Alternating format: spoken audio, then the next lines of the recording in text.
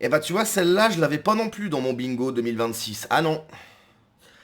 Je suis d'accord avec Mathilde Panot. Ouais. Sur un point, bien sûr, hein, t'imagines bien. Mais sur ce point, je suis totalement d'accord. Au sein de LFI, donc les députés, il y a tout un tas d'abrutis. Elle le dit, hein. Je suis d'accord avec Mathilde Panot. Au sein de LFI, il y a tout un tas d'abrutis.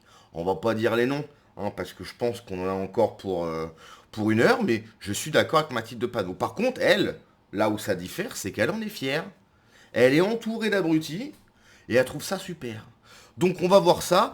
Et en plus, j'ai une petite vidéo bonus où elle refuse de répondre parce qu'elle est un petit peu gênée. Voilà, hein, ça va être la vidéo bonus. On va lui poser des questions sur Bali Bagayoko qui a dit oui, si le RN passe, il faut une insurrection générale, etc. Elle est un petit peu gênée, hein, la Mathilde. Mais d'abord, la vidéo sur laquelle je suis d'accord. Donc Mathilde Panot se dit très fière d'avoir permis à des abrutis de devenir députés. Mathilde Panot se réjouit que des analphabètes soient devenus parlementaires grâce à la France insoumise, afin de mieux représenter l'idée que ce parti se fait de la population française.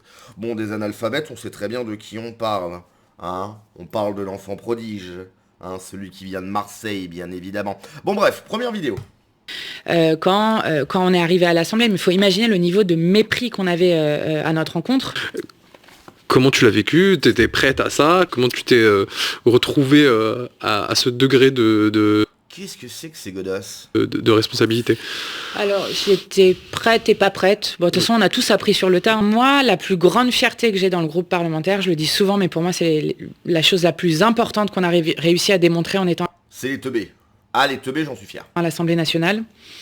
C'est d'abord que tout le monde peut faire de la politique et que même on en fait mieux que celles et ceux qui s'y croient prédestinés. Un chauffeur de taxi. Moi, je pense que des clébards, des hamsters, des tiques, je préfère voter pour un scarabée, clairement. Je préfère voter pour un scarabée que pour la France insoumise. Parce que le scarabée, si tu veux, il va rien faire du tout. Tu vois, la France insoumise va faire que des dégâts. Donc, entre rien du tout et faire des dégâts à la France, au peuple français, je préfère voter pour un scarabée. Mais j'ai aucun souci là-dessus. Mais je connais pas tellement l'histoire que cela. J'apprends aussi. Je sais pas qui est Pétain, quoi. J'ai entendu parler de lui, mais je sais qu'apparemment c'est un raciste, quoi. Enfin, Je connais pas Pétain. Elle était incroyable cette vidéo. Plein de... Rachel Keke, qui est élue de 2022 à 2024. Qui sait même pas parler français d'ailleurs. Déjà, il faut que je me lève tôt le matin. Je te lève tôt le matin pour prendre le métro pour aller. Mais moralement, physiquement, c'est fatigant. C'est ça, moi-même, j'appelle ça de la maltraitance. C'est fatigant. La direction parle, elle, du... Ouais, bosser, c'est de la maltraitance. Souvenez-vous, hein, c'est grâce à eux que la France tient le choc. Ouais, c'est grâce à eux. Heureusement qu'ils sont là, parce que sinon la France, ça ferait longtemps qu'elle se serait... que se serait écroulée, oui, bien sûr. La France était le phare du monde quand il n'y avait que des Français, je le rappelle. Hein, maintenant, il y a de moins en moins de Français. Étrangement, on fait que de dégringoler. Rien à voir, hein. C'est la pollution, bien évidemment. D'une réorganisation. Ça devient maintenant, comment je peux dire, de l'abus du pouvoir. Mais où est-ce qu'on va aller jusqu'à ce jour? Moi, je vois souvent des enfants en classe qui me demandent il faut faire quoi comme étude pour être député. Oui, et je leur dis, si c'est pour devenir LFI, c'est simple, faut frapper sa femme. Voilà, comme Adrien Quatennens, par exemple. Frapper des femmes CPE, comme Sébastien Delogu. Vendre de la cam, comme Louis Boyard. Acheter de la cam, comme Andy Carbrat. Il faut V des bébés, comme Pierre-Alain Cotineau. Il faut mettre des mains au cul des femmes, comme Coquerel. Qu'est-ce qu'il y a d'autre? Ercilia Soudé qui a été condamnée aussi, parce qu'elle a préféré donner plus d'argent à un mec plutôt qu'à sa parlementaire, parce que le mec il lui grimpait dessus, mais soi-disant féministe, etc. Voilà ce qu'il faut faire comme étude pour devenir député de la France insoumise. Voilà. rien de spécial en fait. Ça voudrait dire quoi? Que les gens qui savent pas lire, ils ont pas cette place dans la société? Où les gens qui n'ont pas fait d'études n'ont pas leur place dans la société. Il y a eu... C'est vrai, hein. Pourquoi est-ce que des chirurgiens... pourquoi est-ce qu'un bac -7, il peut pas être chirurgien? Ça n'a pas de sens. Il a le droit d'être chirurgien. Il a envie d'être chirurgien. Ok, il est nul, il est...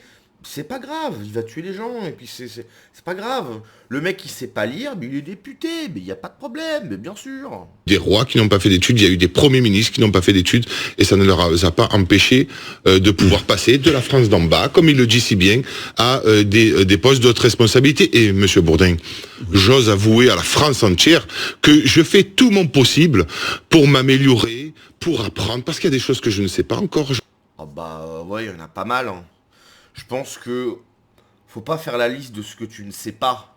Pour prendre trop de temps, faut faire la liste de ce que tu sais. Voilà. Pas grand chose. Je n'ai pas la science infuse, et donc du coup... On avait remarqué, hein. Oh, t'inquiète pas, bébou. J'essaye petit à petit de travailler.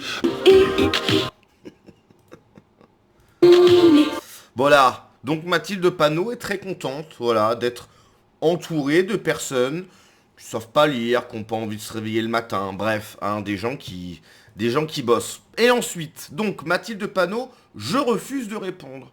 Interrogée sur les propos séditieux du maire de Saint-Denis, notre amie Mathilde Panot, c'est vrai que c'est notre amie, confirme les propos insurrectionnels de Bali Bagayoko en ne les désavouant pas. C'est pas... Ça va électriser les quartiers perdus de la République, comme on appelle ça, les quartiers populaires. Bref, des quartiers où il n'y a plus de Français parce que c'est l'enfer. Et puis voilà. Hein, ça va foutre le bordel dans la rue, tout simplement. On le sait, hein. On le sait. Et quelque part, c'est peut-être même ça que vous souhaitez.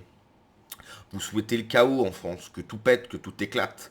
Vous souhaitez régner sur un tas de cendres. C'est ça votre objectif. Quelque part, peut-être que si le Rassemblement National, peut-être qu'ils font semblant de lutter quelque part.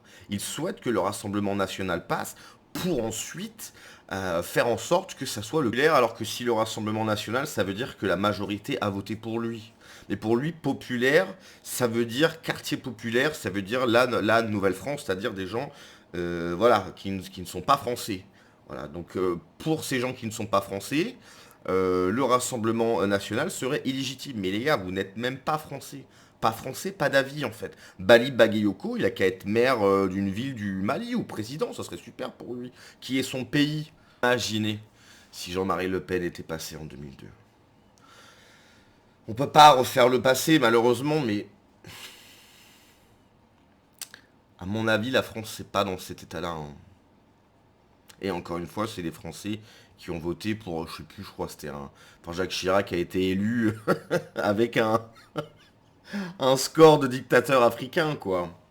80%, quelque chose comme ça. Catastrophe. C'est les Français qui ont voté pour ça. Hein. Le fait que ton petit copain Bali, si le Rassemblement National passe, il souhaite que cette nouvelle France se lève, brûle tout, casse tout. Comme ça. Hein. Bon, c'est typique de la France insoumise, tu vas me dire, mais ils sont invités sur des plateaux télé, on leur pose des questions, ils répondent pas aux questions. C'est une catastrophe. Hein. Il faudrait même plus les inviter, mais malheureusement, il faut inviter tous les partis politiques, etc. D'où la dissolution de cette secte. Dissolution de la secte, la France Insoumise, plus besoin de les inviter. L'antifascisme, c'est d'abord la résistance au fascisme.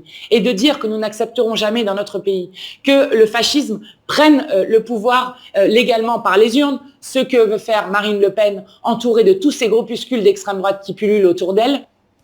Magnifique. Et bien voilà, on a des nouvelles de Mathilde Panot. Premièrement, elle est très contente d'être entourée de personnes voilà, qui ont du mal, hein, on va pas dire autre chose. Et surtout, elle souhaite pas répondre aux questions parce qu'elle est un petit peu gênée, notre Mathilde, hein, bien sûr. Allez, on se laisse là-dessus. Ciao.